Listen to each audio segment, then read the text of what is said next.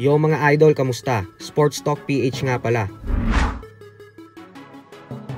Ang bigating laban, pag-usapan natin yan mga idol.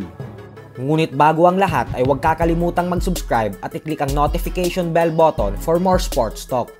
So naging pamilyar nga po sa Pinoy boxing fans ang mga bigating pangalan sa featherweight division ngayon na sila WBC Featherweight World Champion Rey Vargas at ang former Super Bantamweight World Champion Brandon Figueroa. Dahil sila ang bukod tanging nakatalo sa ating pambato na si Mark Magnifico Magsayo.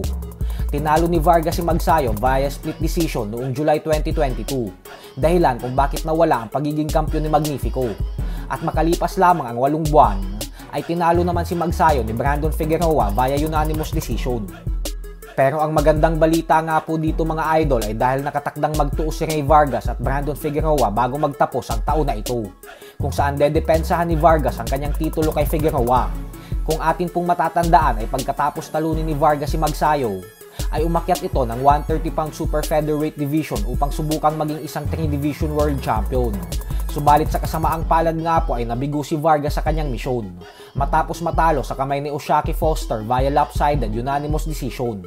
Ito ang kauna-unahang talo ni Vargas sa kanyang buong professional boxing career. Kasalukuyang may record si Vargas na 36 wins with 22 knockouts at isang talo lamang.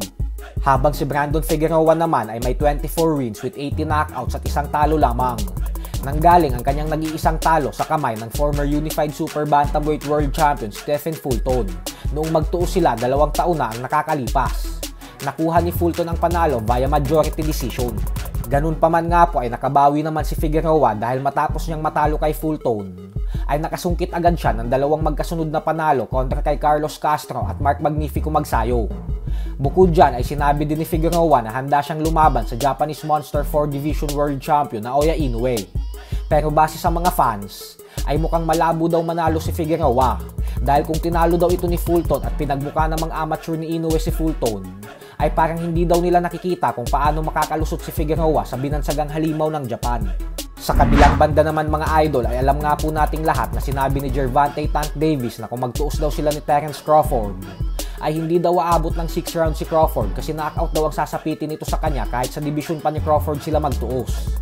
At nang makarating nga po ito kay Crawford, ay agad kumasa si Crawford sa hamon at sinabing aantayin niya daw si Davis sa welterweight division.